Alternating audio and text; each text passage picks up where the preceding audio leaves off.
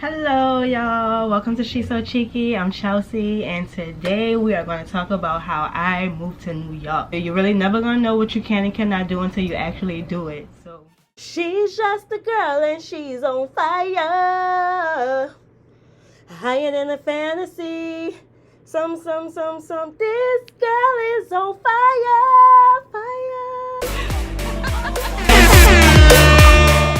So around like January 2018-ish, I was living in Baton Rouge. I was working at Twin Peaks. Right before that, I was living in Texas, like, you know, in Dallas. All right, well, I had wrecked my car and that's how I ended up coming back home. I'll give y'all story time on that later, but anyways, I wanted to go back to Dallas. So I was like saving just to come up with like a down payment for a car. Then I got to the point where I was like, all right, I can either go to Dallas and buy me a car, or I could move to New York where I don't have to have a car, because I always wanted to move to New York. It was always like, all right, I'm into fashion. I feel like my fashion will go to like higher levels if I move to New York, and I didn't have to have a car here. So I was like, oh, this is perfect. So I was trying to figure out what should I do, but I started looking into like different apartment websites and different groups on Facebook with apartments in New York. So I came across like Gypsy Housing, and I joined that group, and I was just looking at apartments all day, like every day, and I was like, yeah, I could really see myself living here, but I had to like put myself in that mindset. I got to a point where I was like, I'm about to stop telling people what I want to do, and if I want to do it, like, I need to just do it.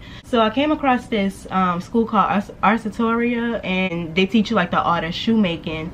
So when I came across the class, I was like, oh, this is perfect. Like, I don't have to be enrolled into nobody's school. Like, you know, I could just take this class. They're gonna teach me whatever I need to know. So I think the class cost about $2,500, and I was like, oh, I don't have $2,500. Like, I'm trying to take a class on shoe design, and I'm trying to buy me a car. I'm trying to go back to Texas. Like, it's just a lot. So like between like January and April, y'all, like I literally kept just thinking about how much this class was, and I was like, wow, how the heck I'm about to come up with this money? Like, you know, like I'm working, and I was working a lot. I don't know why I thought I couldn't do it, but I felt like I couldn't do it for some reason, and I just gave up on it altogether. Literally was just like, you know what, F it, I'm not going. I just got discouraged like out of nowhere. Oh, and also talking to other people, and everybody just like kind of discouraged me, and I let that get to my head, and I was like, no, like, you can do it, you can do it. But it took me like 4 months to really be confident enough to actually do it. Anyways, I just want to say, like, just don't ever get discouraged listening to other people, just thinking that you can't do something, because you can literally do anything that you really put your mind to, and other people don't know what you can and cannot do. Don't listen to nobody, not even your parents. Like, you have to listen to yourself and your heart.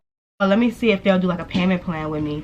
So I hit up the people, and I was like, well, yeah, are y'all willing to do like a payment plan? Like, and so the lady was like, well, yeah, we could do 30%. And this around like April that I'm hitting her up, like, you know, so it's like mid-April. And I was like, this very last time when I go to this car dealership, if I cannot get this car, then I'm literally putting my money on the class. Like, you know, y'all, no lie, I went to the car dealership. Girl, when I tell y'all, went to the car dealership and it was a no. Like, them people was like, oh, sorry, no. Bruh. So I hit the lady up and I was like, well, yeah, I really do want to take the class. So I booked the class. Oh, your girl booked the class, okay? I felt so good. I was like, oh my God, I'm really about to go to New York like in a couple months. Right before I went to my class, I was like, all right, I'm gonna go talk to my daddy.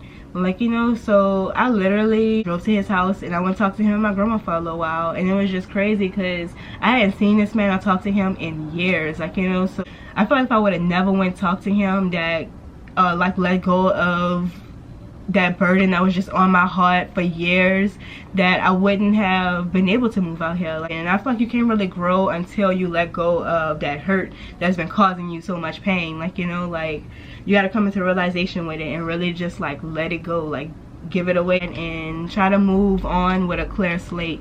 And that's what I felt like I did. So I feel like God blessed me after I let go of that, because I had evil thoughts about him, like everything, like it was just bad. Let that hurt go, sis, especially for your happiness. Like, no, we're trying to be happy people.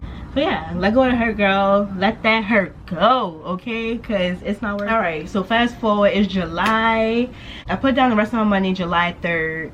So then I had like a few more days until, I know, what's the class from the 14th through the 21st? I don't know, I'm gonna have to look up the class dates and I'm gonna just link it. But anyways, so So it's like the beginning of July, and I'm thinking about this class, how am I to take this or whatever, and I ended up like getting in trouble at work, like, you know. So I got sent home with this one day, and then I was just like off, like, you know, I just had like an off day. So y'all, no lie, my manager called me and fired my ass. So I was like, okay. Like, you're really about to fire me? Like, dude, I was just face of the fucking company last year, like, you know, like. So I got fired, and no lie, literally like 2 days later, me and my man broke up. So I'm like, okay. I done lost my job, I done lost my man, like, what the fuck else do I have right now? And I'm like, well, you got New York, so just go to New York. So I ended up going to my class like that weekend that I lost my job and lost my man. So I went that weekend, it was like a Saturday, and my class started that Monday. So when I came out here, I was just so happy. Like, it was crazy, because I felt at home. Like, you know, I finally came to a place where I was like, wow, I feel like I belong here. Like, you know, like I didn't feel like that in New Orleans, Baton Rouge, or even Dallas. Like, you know, so I'm like, wow, I really felt comfortable. I came out here, I was looking around, I really felt like I belonged. I felt good about it. I don't know, I kind of just like walked around Times Square. You know, I met up with some of my friends that I had out here. They just took me like to lunch. So like I hung out with them for like a lot of my days actually. And when I took my class, I was very nervous. I have clips that I'm gonna insert from that too. But I was so nervous because I was like, you know, I'm fresh into this industry. I don't know nothing about the industry like that. Like, you know, I'm self-taught. These people way more advanced than me. Like, they went to school for this. Like, you know, they work for companies that's where they actually designing shoes. And I felt discouraged, but literally if it wasn't for them, they was the ones that was like, well, at least you're still in the class. Like, you act like, you know, at least you still decide to take the class. We still think it's cool that you make your own shoes. Like, you know, like, that's fire. And I was wearing my shoes to the class, of course. Like, yeah, so I just felt good about being out here. And during that week of me being here, I literally was like, all right, I'm gonna just start like applying for jobs and just see. Like, I just want to see, you know. So it's like Wednesday, I'm applying for jobs. I applied everywhere, girl, like everywhere. And Thursday I got like some callbacks. It was like, oh, come interview, like, you know. So I ended up interviewing for like maybe 2 or 3 places, and I got one job with Bloomingdale's. And the lady was like, okay, well, I can start you next week. Like, when you gonna be ready? Can you come in tomorrow for paperwork? And I was like, well, actually, I'm leaving tomorrow. Like, you know, I'm going back home, but if you could wait on your process, like, I'll be right back. But she was like, well, honestly, I don't think that I can wait, because we really need to hire people now. But, you know, when you come back, maybe you could give me a call. And I was just like, all right. So I called my sister, and I was just like, girl, Ari, I don't think that I can leave. Like, I leave tomorrow in the morning. Girl, I'm calling her at like 8 o'clock in the morning, and I'm like, Ari, I don't think I'm gonna go. Like, I think I'm gonna just stay and just miss my flight. At this point, y'all, I didn't even check into the flight, okay? So I was like, I think I'm gonna just go and like just miss the flight. Like, I don't even care. Like, I just want to stay. I'm gonna see if my friends will let me crash on their couch. So she was like, well, yeah, just come home. I would just come home and then really just map out a plan on how you could do it. So I was like, all right. So I ended up coming home. I stayed at my sister's house for like a week, and then I went back to Baton Rouge to my house. So y'all, I'm in Baton Rouge, and I am going crazy, okay? I was going crazy. I'm like, dude, what are you doing? I'm not working. I'm just kind of like sitting in my room. I was on my Bible app heavy, okay? Like, I was just like praying every single day, and I was like, God, please, like, if New York is for me, please just like allow all these things to just happen. So I was like, I really want to move to Harlem. I just want to build my resume in the fashion industry. Like, you know, I want to get inspiration for my shoes. I like the fact of being independent. The only person I had to rely on was myself. So I was just like, okay, let me really just sit down and map it out. Let me see if I can get my family support and everything. So my family really supported me. They thought that I could do it. Okay, so I was like getting discouraged, just sitting at home doing nothing. And I was like, all right, well, first of all, just set a date. Maybe if you set a date and you just like work towards your date and you know what day you're trying to leave, then you'll be fine. So I was like, all right, I'm gonna set a date.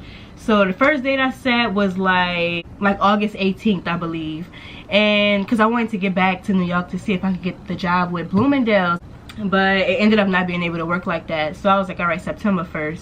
I was just like, all right, well, I can't move September 1st, but like maybe like later on in that week. So I set the date for September 5th, 2018, right? So I was like, all right. So I set my date and I started just packing up all my stuff slowly. And my little brother hit me up and was like, well, yeah, my line brother knows somebody out there who like looking for roommates, like, so you should hit him up. So I was like, all right. I hit him up and I was like, well, yeah, I heard you know somebody. And he was like, well, yeah, I know these girls, like this one girl who worked with me. So I was like, cool. So he like basically gave me their contact information, and the girls was like, we're gonna FaceTime you, and then we're gonna do like a little interview, get to know each other, see how the vibe is, and then basically we just gonna let you know in a couple days on who we choose to be our roommate. So I was like, all right. So I met them. They was cool. Like I felt like the vibe was right. I felt like we all like clicked or whatever. After I got off the phone with them, I just like prayed for a little bit. No lie, they called me like 2 days later and was like, oh, Chelsie, congratulations, like you got the place. So I'm like, oh my god. So I got the apartment and that was so good. I was so happy. I'm like, ooh, I did. So I called mama and I was like, well, yeah, ma, I ended up finding a place, you know, so I'm gonna need like rent and deposit, like if you could possibly help me. So I had some money saved. Then I started looking for a job. Really couldn't find a job, y'all, and I was like, well, Ross not calling me back. They're not trying to let me know if I got the job or not, which is very annoying. Like jobs, y'all really need to do better. I'm just sitting there and I'm like, all right, I'm not even sure if I should really be doing this. I started to feel discouraged again, like, you know, because I'm really just sitting around. I'm not sure if I should be trying to work. Like, it's, girl, the joys of living in the city, like, you just hit everything. So I'm like, all right, I'm not sure if I should be working. I'm like, I really don't know what to do, because I feel like I'm just sitting, and it's like, how you gonna make moves, or how is God gonna bless me if I'm just sitting around doing nothing? But I feel like I needed to have that time of me just sitting and trying to reflect and trying to figure out what it is that I wanted. If this is something that you really do want, like, it's up to you to go get it. You can't have nobody tell you, yes, you should go do this, or no, I don't think it's a good idea. So I'm glad I did have that time alone just to really think. So yeah, so I got my apartment, and then I was just like looking for my jobs, and the job really wasn't working out in my favor, but I was just like, all right, I know I'm gonna figure it out, like I'm not tripping. So I ended up giving away all my furniture, all my like decorations, and I just packed me some bags. Oh, I had like a going away party too. Like my family came over, we ended up having like a going away party for me. So I packed up these 3 suitcases, and I went to my grandma's house, and I asked her to bring me to the airport, like, you know, the next day. I had all my stuff packed, and I was like, all right, I'm ready to go. And they all kept asking me like, oh, are you sure you want to do this? You sure? And I'm like, girl, I am positive. Like at this point, like, girl, like it's happening, I'm going.